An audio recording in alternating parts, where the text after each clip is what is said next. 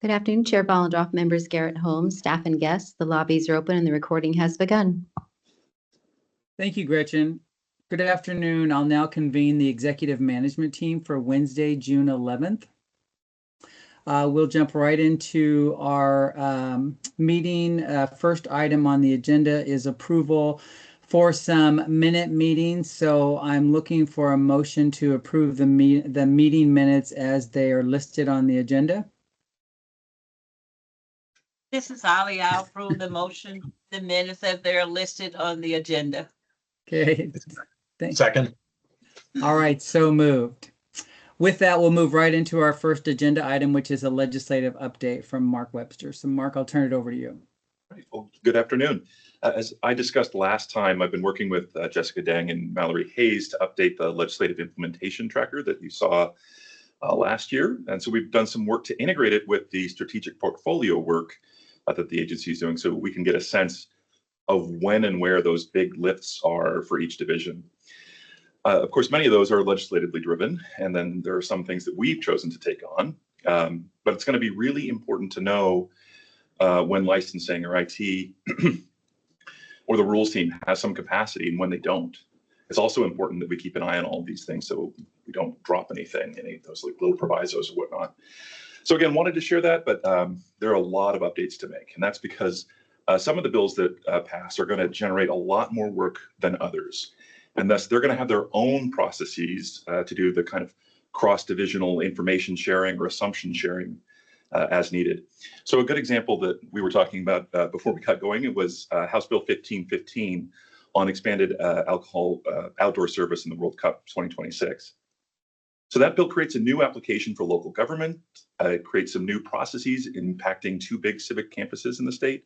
And of course, it's going to impact hundreds or maybe even thousands of individual licensees throughout the state. As such, the rules team has a series of meetings just on the rulemakings for this bill.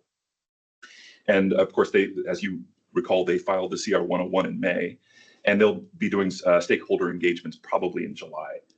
But because the impact on licensing is so big as well, Becky's team set up a series of meetings where each division can kind of report out on what they're doing with the individual tasks within that big piece of legislation.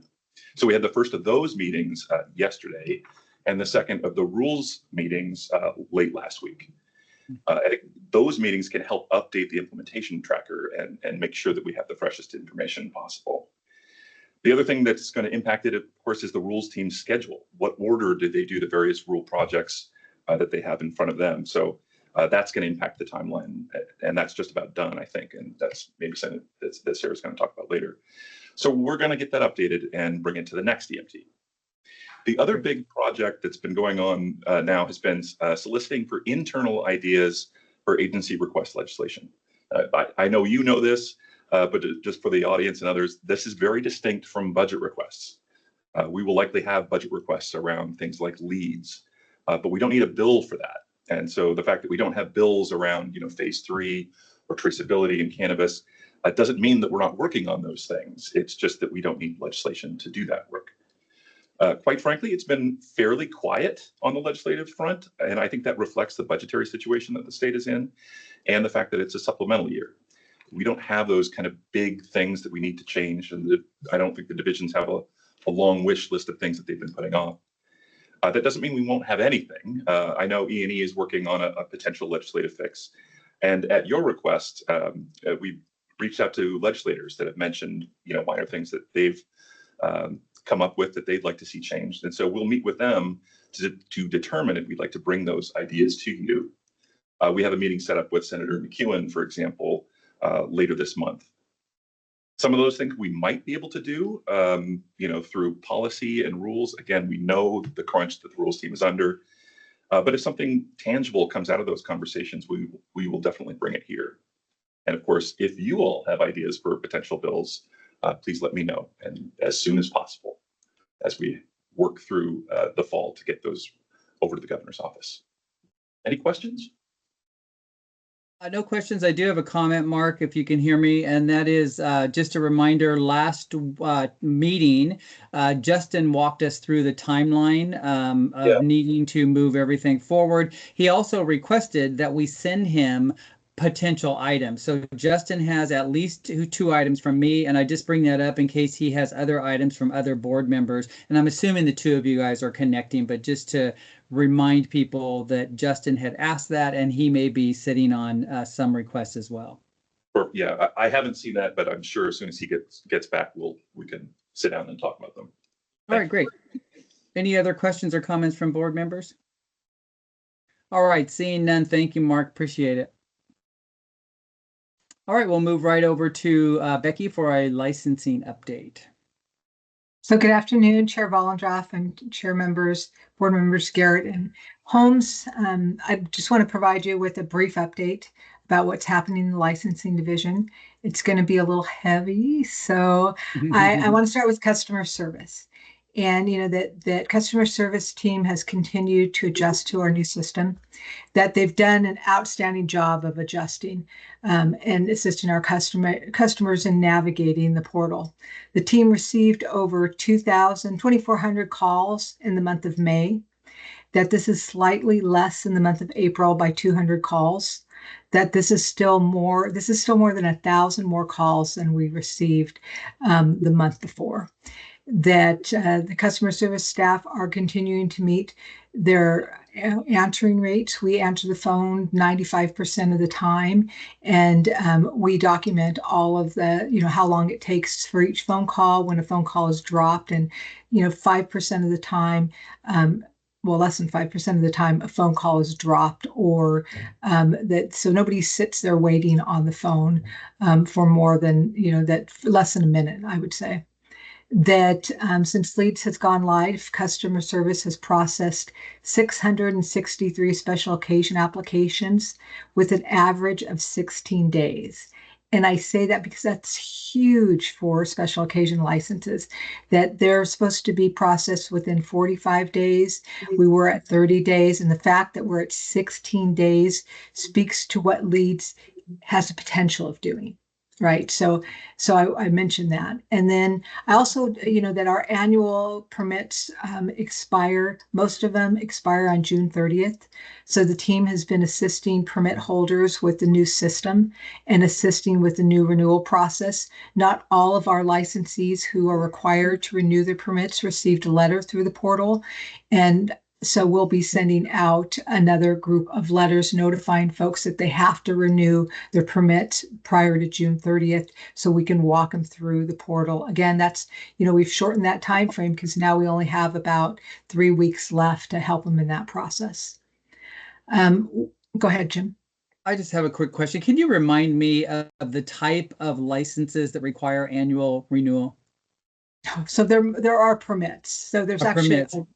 They're permits. So there's quite a long list of the type of permits, but I could certainly get you that information. Okay. Yeah, and we'll put it on our website as well. All right. Thank you. But there are yearly permits. That I was going to give you an update about the 1515 work group, but Mark did that. I will just mention that we are in the process of hiring 5 staff for 1515. That's 2 program specialists, 3s, and 3 customer service staff to help with that workload.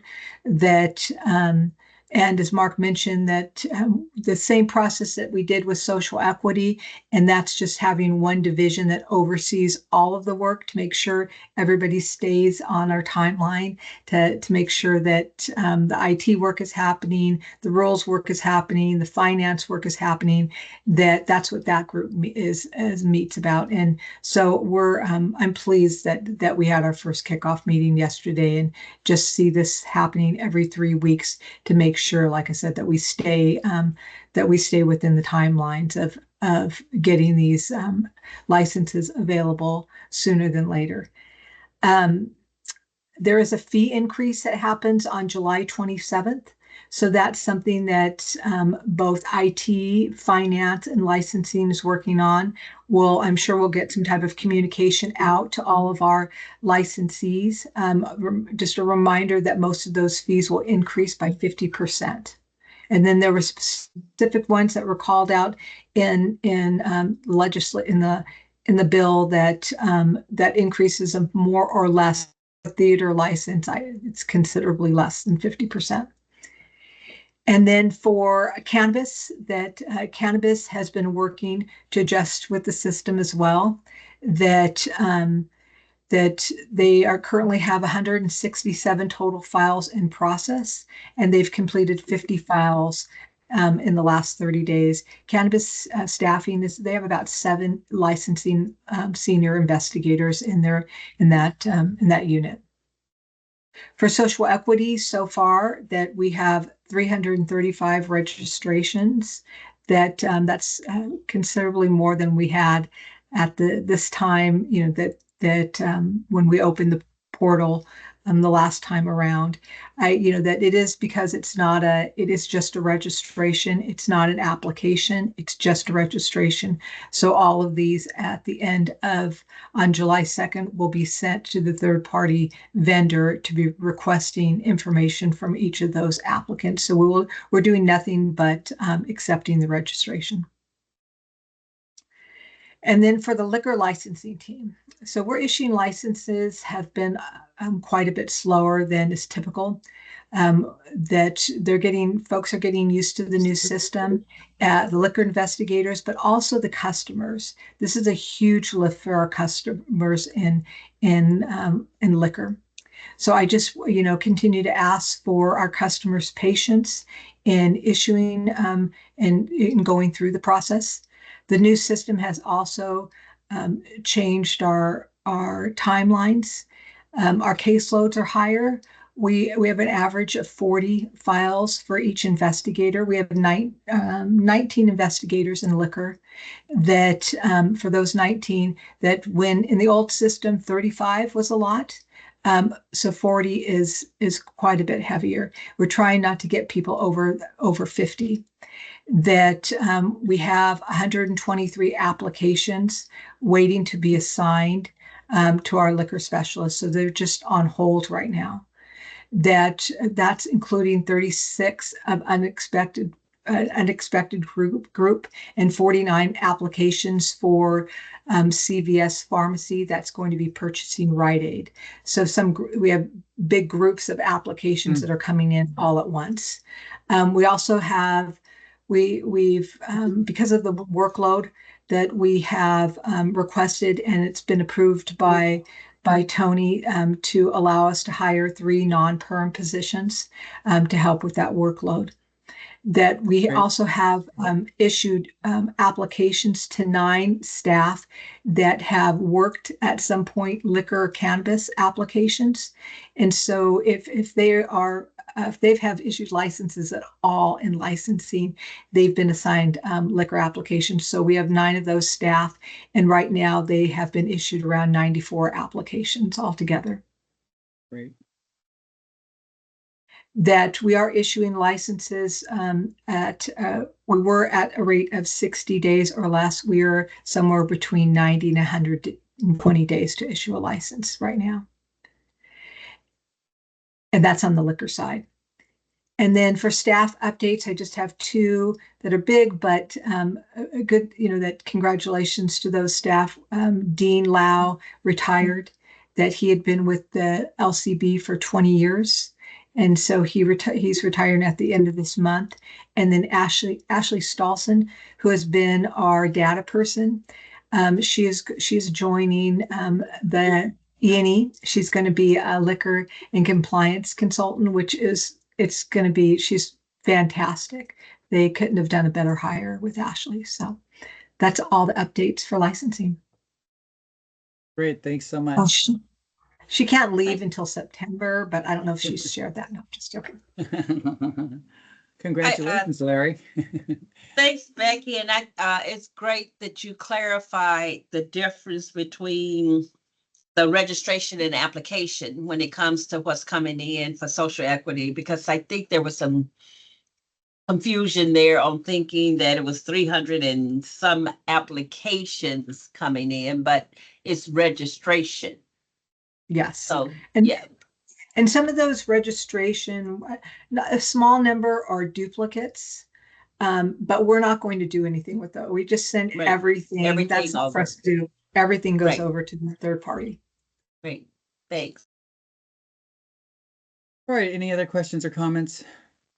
All right. Oh, go ahead, Pete. Looked like you were going to say No, something. no questions Okay. really, except, kudos on, the shortened turnaround period. And I hope morale's okay given the workload. It ebbs and flows with anything, but I will say that it's been really helpful that Tony and Will, and that Tony met with some of my staff, and they were able to share with them what that their concerns are, and we're working, and I'm sure she'll share with the Accenture team to get some of those addressed. But I think that's where when staff feel like they're being heard, that that's the best way to keep morale up. Great. All right. Thank you very much. All right. Moving right along, we've got a special guest with us today. I love these special guests that come in and cover for people when they're out so we can keep things going. So we have Julie Graham, who's going to give us our communications update. So Julie, I'll turn it over to you and welcome. Hi there, everybody. Hi there. Can you hear me okay? Yes.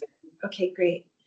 In terms of media, yesterday I helped a reporter from the Tri-City Herald who was interested in finding out about the history, the purpose, successes and failures, and the process on how to implement an alcohol impact area.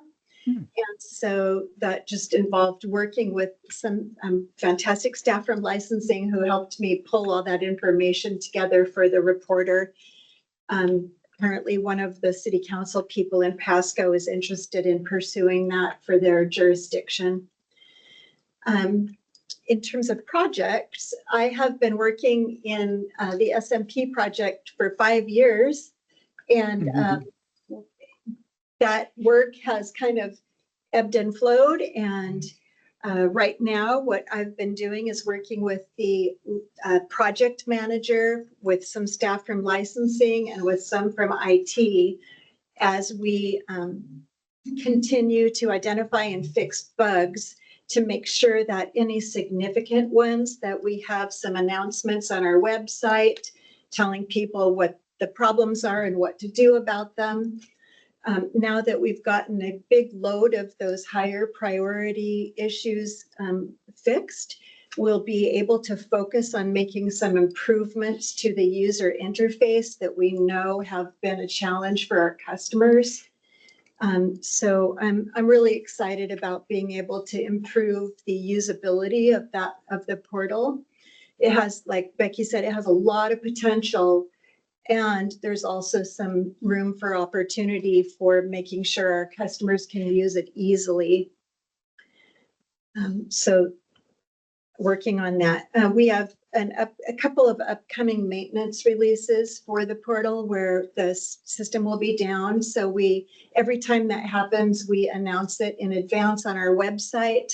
And then when the portal is down, we put a banner across it telling people for how long they can expect that to be. So just ongoing work for SMP.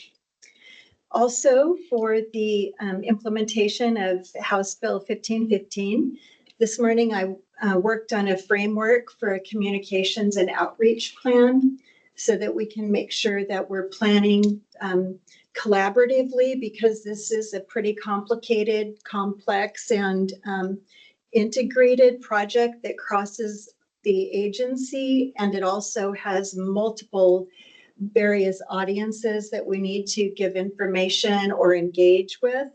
So I put together a framework for the plan, and then we'll be working with the rules team and licensing and enforcement to make sure that we're all in agreement and coordinated on our efforts. And we'll put together a timeline and roles and responsibilities and all of that. Oh, and research. Sorry about that. The primary goal with that communication and outreach plan is that all impacted parties and communities are aware of the changes, of the expectations and the rules, and that they see LCB as their primary source for information, and that we make that information easily available to everybody so that they can be successful in complying with the rules around that project. So that's kind of all the big news from the communications office. Any questions? Great, thank you so much. Any questions for Julie? All right, Julie, seeing none, thank you very much. Appreciate you covering for Brian. All right, we have our second special guest today, and we've got Sarah Oki, who's covering for Justin Nordhorn, and he's going to provide us our policy update. So welcome, Sarah, and I'll turn it over to you. Hello, thank you. Let me know if you can hear me okay. So for rules, as many of the updates have mentioned, our rules team is extremely busy. Earlier this month, the rules team filed 2 CR 101s to initiate cannabis license distance measuring and cannabis batch tracking rules, and 1 CR 101 on the acceptable forms of ID rules. And with the board's approval at the June 18th board meeting, the rules team will file a CR 101 to initiate rulemaking to implement HB 1602 on contract kitchens, a CR 102 rule proposal for the seasonal hours rule, and a CR 103 rule adoption for minors on non-retail cannabis premises. This brings the current workload to 8 active rules projects.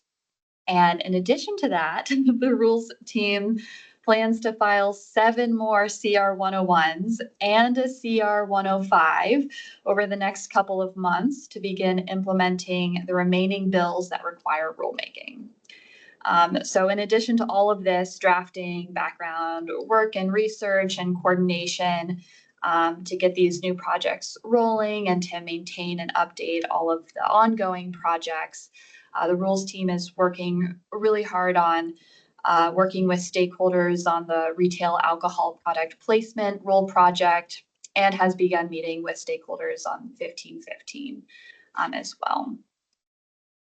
So they, needless to say, have their hands quite full. Regarding our public health education liaison, Kristen, this morning, member Garrett and Kristen co-hosted the first public health and cannabis community roundtable. The next one will be co-hosted with member Holmes and is set to take place October 22nd. This went wonderfully on, in my opinion. I thought it was a great first roundtable. Kristen also had the opportunity to serve as a discussant recently at the Society for Prevention Research Conference in Seattle. She was a discussant for researchers talking about cannabis and cannabis use in females. And the researchers were from Oregon Public Health Authority, WSU, and UW. And as a result of her collaboration, this might stem future research projects, and she's bringing in the research program for these future projects. There are many changes taking place with the prevention and public health partners across the state due to funding cuts. And so a lot of Kristen's work has been dedicated to tracking those changes, adjusting plans, and supporting partners during this time. And then finally, Kristen helped 2 programs in DOH coordinate with cannabis industry folks this month.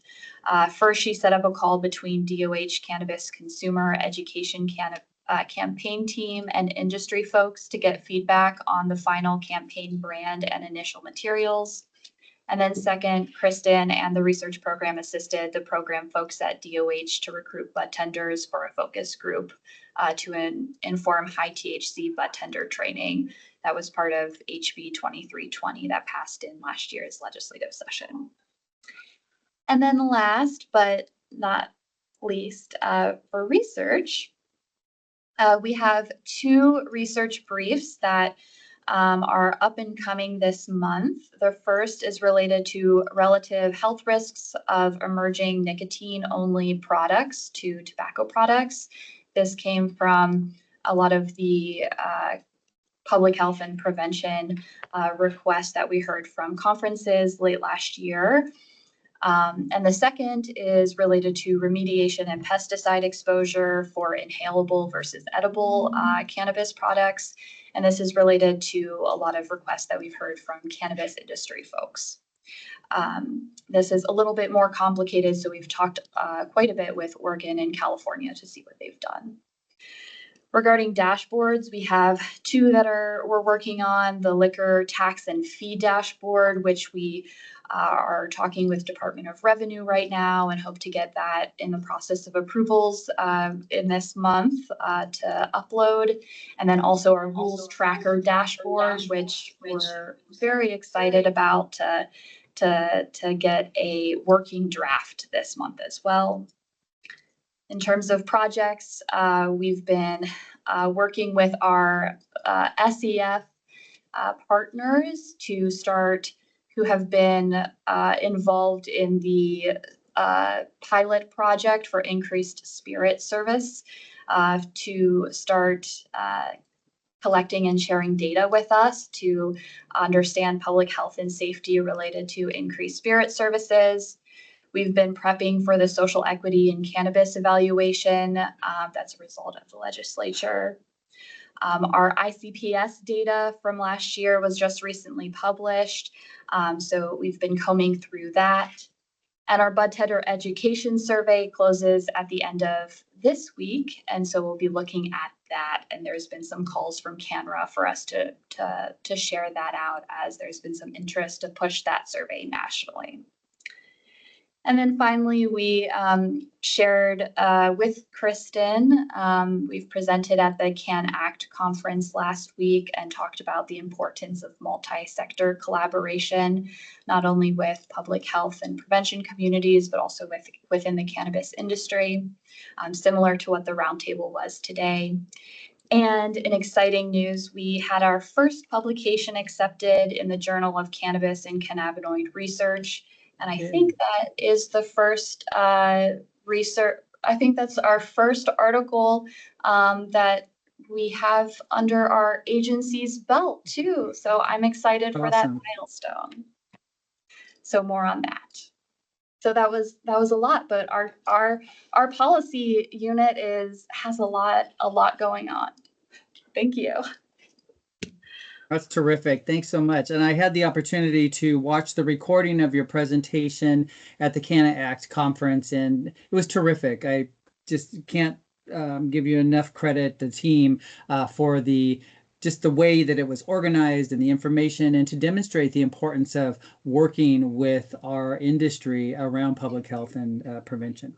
I have two questions. One related to the bud tender. Do you have any preliminary numbers on the response rate, and are you satisfied, or have you not looked? Or I would be looking, so I'm just curious if you've been looking to see the response rate for the bud tender.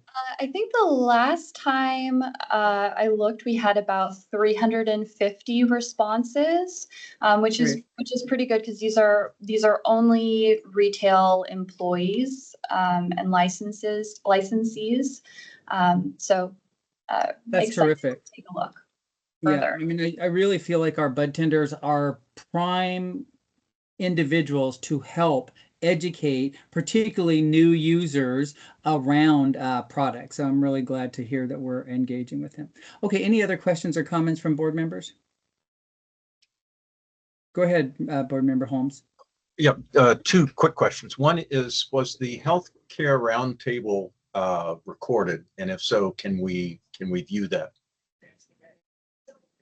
I don't believe that it was recorded, no. Yeah, I was gonna say, I don't think it was recorded, but it was and you would probably get on yours because I think we had maybe 4 items that they voted on for discussion, and we only got to 2. So the other 2, I think it's got to be carried over to your roundtable, Pete. But the main thing that I was hearing today is the willingness and the open door of the cannabis industry wanting to have meetings, not silo with prevention and public health, and then meetings with the cannabis industry. They want to have more meetings of bringing both into the room together.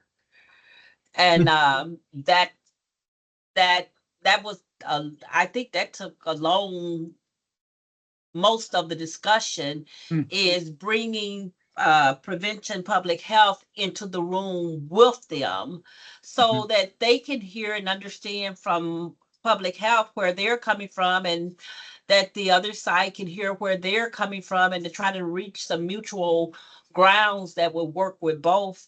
And they talked about the one meeting that they had I think it was last year where it was on the THC, and how bringing them both in the room and the outcome by having them both there, that they were able to come up with something for both parts. So that was it. I actually thought we were doing that because I remember when Kathy Hoffman was there, that's what she did once with her listen and learn on a topic, was bring them both together. But I think that that was the biggest thing this morning that I was hearing the discussion around is LCB have meetings with prevention, public health, and then meetings with them, and that it needs to be both sides at the table.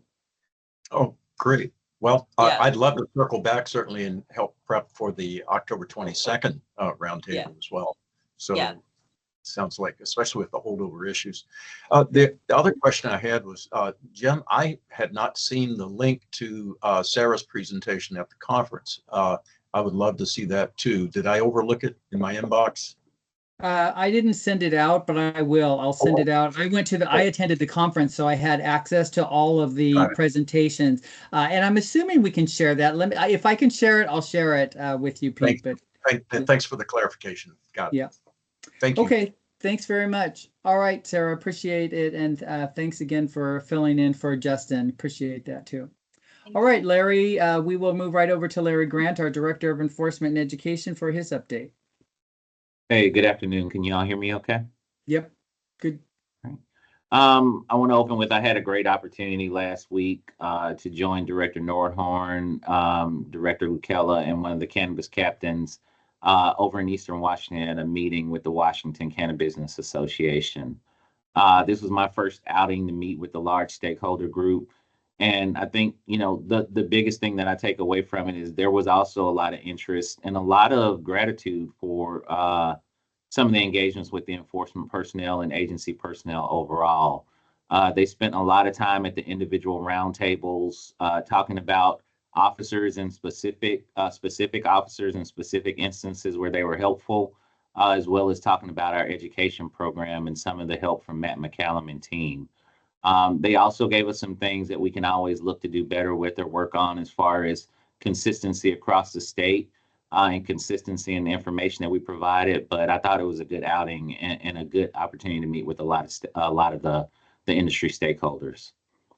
We're leaning a little bit further into rulemaking with an internal reorganization in the division. Judy Edwards, who a lot of the team already knows, was working directly for DC Rinke. She's moving directly under me, and she's going to become my policy and rules manager for the division. She's already reached out to Mark Webster and Justin, and I've kind of, to help Justin expand his capacity, said, make Judy available to help with any of the rulemaking projects or any of the other projects that are going on. It only gets us a touch a little bit sooner in the process, and it also makes us better as a division when we can see those inner workings. Justin's been open to that, and we'll spend a lot more time in the upcoming rules process, just getting better engaged. We've completed all of our cannabis lab visits within the last week. No major issues out of those educational visits that we had coordinated on and worked on over the last few months. And I'll have both the cannabis captains briefing Tony and Will in the coming weeks on those outcomes and kind of our projections, our thoughts on what it's going to look like going forward on those particular issues and other enforcement issues that we've worked with them. I've also set up an advertising touch point with board member Garrett and the leadership team. And I think my goal in that is seeing so much of what we've talked about in recent weeks around advertisement with upcoming rulemaking get a better handle on the director's intent and kind of the board's understanding for what we see and what we do out there, and then overlay that on our own enforcement rulemaking. I think it's always an opportunity for greater understanding internally, and then it'll also help us when we're out talking to licensees and we're out looking to try to make enforcement decisions with our compliance consultants and our officers on the ground. Just last but not least, it wouldn't be a briefing if I didn't show you a few numbers for the team. I do want to share with you, I don't know if you can see that screen. Yes. We've continued our education program expansion. We hired more liquor compliance consultants here in the last year, and we had them going through about a 14-week FTO program. Those initial 4 that we've hired have all been trained, and you'll see some underlined areas. The notices to correct on the cannabis compliance consultants, that highlighted box next to it is the liquor consultants notice to correct. This is all new work. These are things that those officers those compliance consultants are out now doing on their own. And you can see these are proactive work. The notice to correct, that's our first cut where we go out and we can talk to a licensee and we can prevent them from having an actual citation. We can give them a correction, we can conduct some education, and we can fix the problem before an enforcement action is engaged. So it's proactive. It's the reason why I think sometimes we see such a high compliance rate on our cannabis side, and we're starting to build that. I expect that to continue to grow because, as you know, we're hiring 4 additional compliance consultants in the liquor retail area. We have 2 of those selected already, as Becky mentioned, and we have 2 more out for recruitment that we'll see in the Vancouver area and over in Eastern Washington. So overall, a good news story. The other areas that you see underlined, those are areas where enforcement personnel are actually, cross-working with other parts of the agency. The annual inspections and the final inspections, those are assigned to us by licensing. It gives us the opportunity to go out and conduct those, provide that feedback to licensing and help those licensees. As well as I heard Sarah mention, or I heard you ask the question about bud tender surveys. Our compliance consultants are out there providing those. They've been working closely with Sarah and her team to make sure that we get those surveys in the hands of those bud tenders, and we hope to continue to do that on the liquor retail side as well. The last thing is the RVP handouts, the Responsible Vendor Program handouts. An increased effort to do that now that we have more liquor compliance consultants on the ground. So I like to report those numbers because, again, that's proactive things that we can do outside of the normal realm of enforcement that actually help other parts of the agency. A few other things to note. Next week, we will do our first virtual responsible sales class. After that assessment, we plan to extend that. Matt McCallum and I have had some conversations. I'd like to see what that virtual class looks like and attend it, but it gives them another venue for us to be able to reach some of the staff out here in the 21,000 plus licensees we have. You see increased interactions for our compliance consultants. I am always having a conversation with the director and the deputy about law enforcement personnel being able to do more tasks, whether or not we have the right mix of law enforcement personnel with our compliance consultant personnel. This gives them those harder tasks that they're able to do, whether that's go out and conduct checks for unlicensed establishments or actually seize liquor or other product from unlicensed establishments and support the other agencies. And last, I hope to see an increased benefit in our compliance rate. You've asked specific questions about the 90+% compliance rate on the cannabis side. We also have 13 compliance consultants working with cannabis retailers. So if we can see 11 to 12 compliance consultants working with the liquor retailers, I'm hoping to see that we have the same improvement in those numbers. We may not get up to 90%, but I think we can certainly do better than the high 70s. So we'll continue to work on that. The last thing I want to mention to you is our hiring continues for law enforcement personnel. We have 14 personnel in the process of hiring. I don't envision all those personnel are going to come on board. I am mindful of the fact that our vacancies also impact other agency operations when we're moving forward. What I mean by that is this is a budget constrained environment. We've never had 100% fill rate, and I don't expect that we will in the future. But when we're making hiring decisions, they're going to have to be overlaid with what our other agency needs, what are other agency requirements. We may not get to that full 100%. I do expect that number to get better as we go on. I think last month when I briefed you, we had 24 vacancies. We're down to 17 vacancies in the division, and only 13 of those are law enforcement vacancies. So we'll continue to work on that, and that's about all I have for the group. Thank you, Larry. Appreciate that. Sounds like you're making good progress on hiring in particular. I have a couple of questions, and then I'll Yes, turn it over to other board members. Can you just remind, first of all, I'm glad to see us doing this virtual RLS classes. What's the capacity of that class? So I think a functional capacity is no more than 20. Okay, That gives and us a good opportunity for interactions. That gives us a good opportunity for feedback.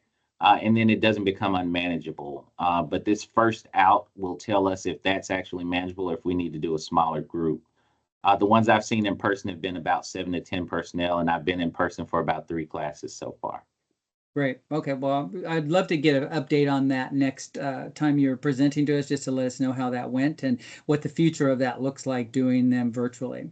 The second question I have is, before you joined last legislative session, there was a bill passed that required retailers, cannabis retailers, to post signs related to high THC concentration products. And I would like, I don't need anything today, but I would like an update in the future about what that's looking like. Are we actually seeing those posted? What kind? I know we talked a lot when that was initiated around education and not necessarily violations, but to help bring, and at some point, when do we make that shift? And so I'm just really curious how that's going, and are our officers seeing those, or our compliance consultants seeing those actually posted in the stores?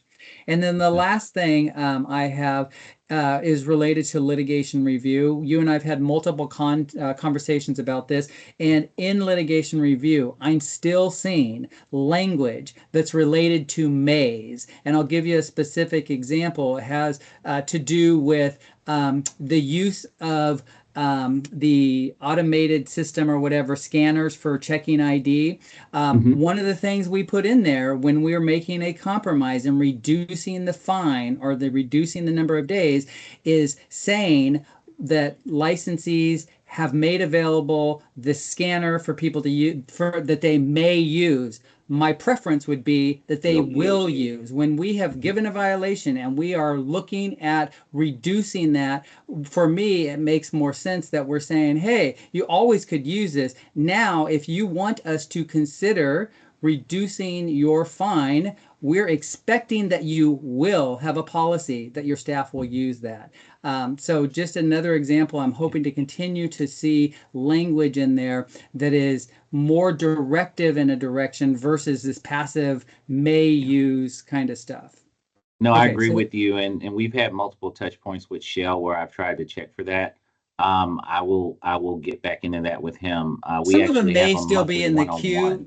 Yeah, some of them I'm may curious be if these are old, but I am trying to look forward looking into the first conversation, because I think it was a previous EMT where you asked me about that, and we have continued to talk. But I'll continue to work with him on that and make sure we're continuing that effort. That would be great, because these recent, I saw this as recent as Tuesday of this week. Okay. So again, I'm not sure of the timeline and all that kind of stuff, but it could be that.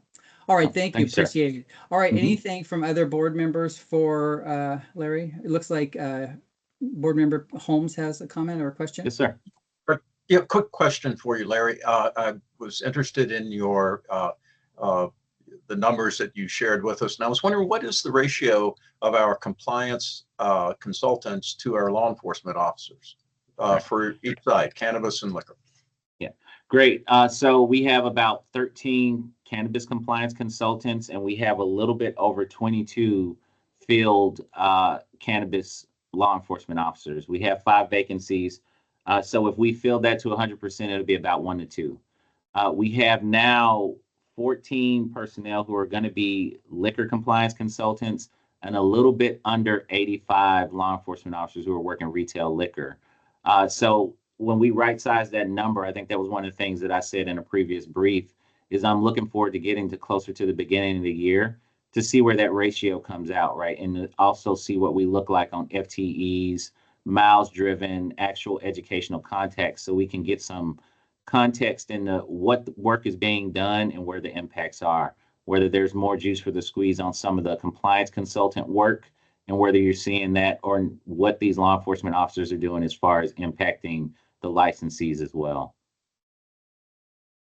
That's great. Thank you. All right, appreciate the updates as usual, Larry. Great job. All right, Thank you. moving right along, we've got a general agency update from our Deputy Director, Tony. Tony, I'll turn it over to you. Good afternoon, Chair Volendroff and board members Garrett and Holmes. I'm going to start by talking about finance a little bit. July 1st, we start a new budget, and I wanted to let the board know that we are having some more detailed discussions with each division at their monthly budget meeting. We are, because of the financial times we're in, being even more specific about the line items so that division directors understand their division spending and where they're at in the budget, along with the dollars and cents part of the discussion. Each month, they'll be discussing what vacancies they have in their divisions. And that is something that ties into what Larry was talking about regarding E&E. He has the largest division, and as his vacancies fill, that affects the vacancy savings amount, if you will. That's kind of a misnomer. It's not a savings amount, but when there are vacancies, there is money accruing there. So we want to keep track of what vacancies we have throughout the agency. We want to be aware of what funds are there that aren't spent. So every month, the finance group will talk to HR and then talk to the individual divisions to make sure we're all on the same page regarding any vacant FTEs. In the past, there has been some ease in changing positions or moving people around, and we need to be a little bit tightened up on this given our current situation.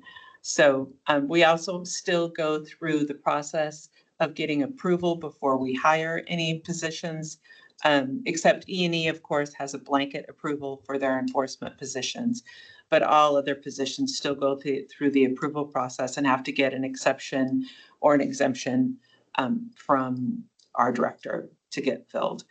But the other thing regarding finance is we are beginning discussions about possible decision packages, which would be due in September. So I'm sure you'll hear more about that, but we're having discussions at the leadership team level so that we will be prepared. Again, knowing that we're in tight budget times and anything we put forward would have to be very well justified as a supplemental proposal.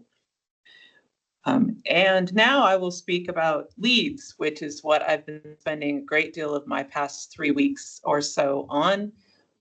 You've heard Becky talk about it. I have spent more time with Accenture executives over the last few weeks. I've been elevating the problems we have experienced here at LCB as we try to stabilize. And so Accenture has said that they are going to bring back staff or bring in staff, however you want to phrase it, to help us with our stabilization problems. We have explained to them the problems we are having with the bugs. I will say that tomorrow we will be releasing a fix that will have 40 bug fixes in it, which again, we hope helps the stabilization effort. I know that it will help. The question is, will it help enough to change the workload, change how quickly applications can be processed, how staff can move through the system more efficiently? I don't know exactly till we get into it, but it is good news that we will be having that large release tomorrow. We will be having another release on next Wednesday that is going to help with the duplicative records that we have in our system, which has been a big burden on staff. That was something that we had to elevate up at Accenture and say, we must have a fix to this. This is burdening our staff. This is making them wade through way too many records to find out the right person. And this is this is something that must be fixed right away. So we are releasing it next week because we already had the 40 bugs lined up to be released this week. So we have to be strategic in when we release fixes so that we don't undo any of the good work that's already been done. I will say I've learned a lot about stabilization, and it's much more complicated. Will is smiling right now because he's heard my pains over the last 3 weeks. It's much more complicated than I knew. Becky and George are talking to me every day about this. Basically, we talk all the time about the stabilization process. It is imperative for LCB that we get these additional resources from Accenture here to help us. And we are making sure that we get them here. As she said, we're hiring non-perms to help her group. And I will continue to put pressure on Accenture to help us with staff so that we can get to a proper stabilization situation. And then we can eventually see the benefits of the effective, of the system to make us more effective and get back to that 60-day turnaround or better with liquor licenses issuing, et cetera. So I am very conscious of the queue that sits there for the licensing liquor applications, and I'm tracking that.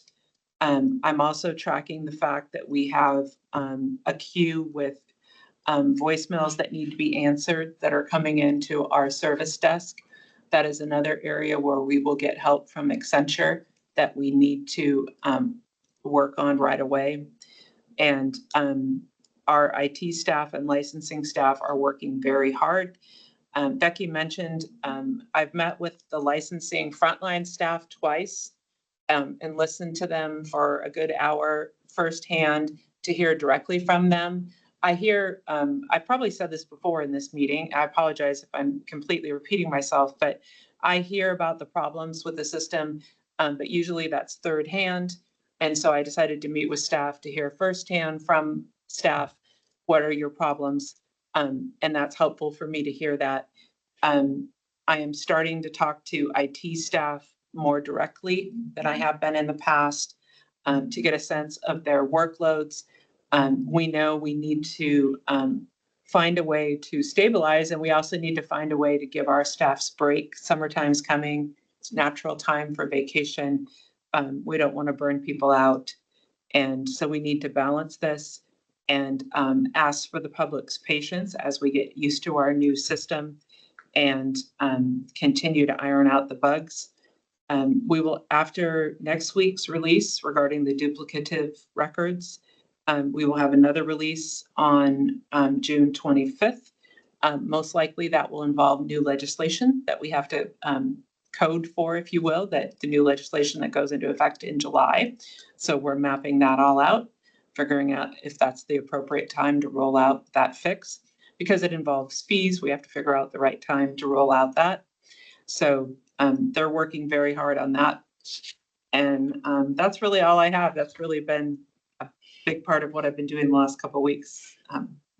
But like I said, Becky, George, and I are constantly working together on this and trying to keep Will updated as well. Thank you. Terrific, thank you.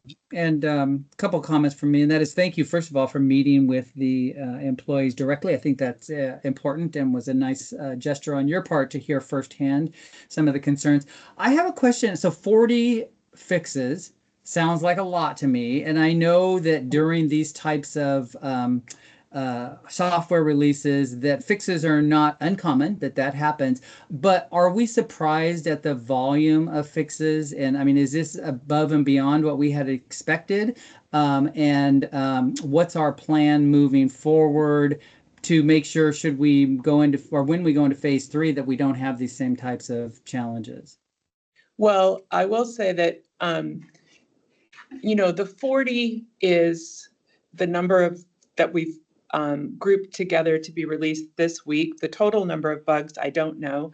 I will say the team is telling me the total number of big bugs is higher than we expected. And we are doing a lesson learned session to figure out a better approach for phase 3 to have less bugs.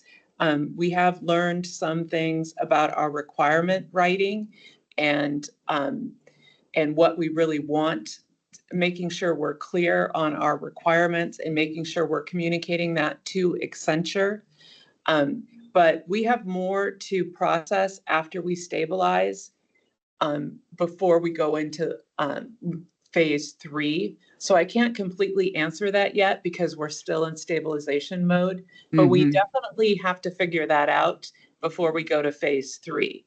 And so although I obviously wanted to get the funding to go into phase 3 in September, right now we need to stabilize and we haven't really gotten to the point to strategize on how to improve this for phase 3 yet, because we're still trying to work on stabilizing.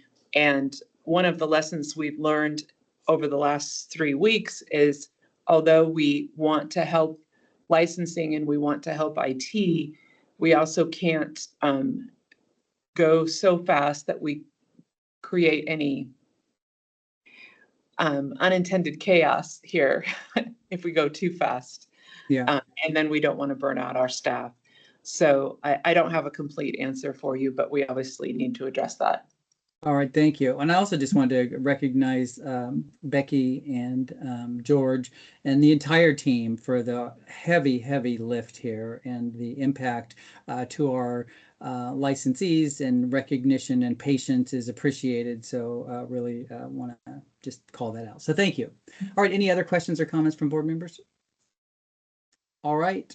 Thank you very much, Tony, and thank you again for all your work. I do want to just say one other thing, and that is your efforts to caretake staff haven't gone unnoticed from me. I mean, I am sitting afar from the actual work, but just tracking emails and conversations and updates from you, the small things that you've done, the large things that you've done. I've seen a lot of work to communicate with staff, to do surveys, to one-on-ones, small tokens of appreciation, etc. And I just think that's really critical during this time where they're working really hard. So appreciate that.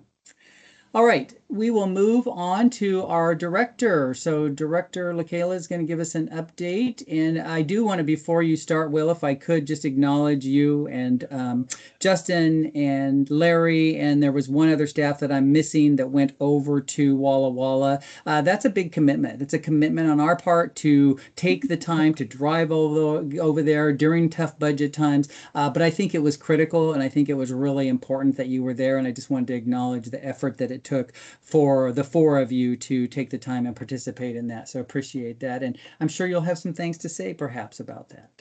I think Larry probably has more to say about it than I do. Good afternoon.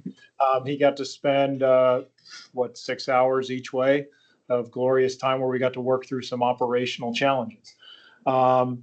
It was a good meeting. That's what I'll say. I think we had some good takeaways. We're going to work through some consistency related things and some other ideas that came out of that meeting. And we'll be talking a lot more about it. Great. So I'll stay with leads for just a minute. First, I want to acknowledge licensing, IT, communications, all the staff that's working so hard and diligently on this project. I think it's important for everyone to continue understanding the database that it replaced, and it's 40 years old. And so with that, there's going to be some bumps.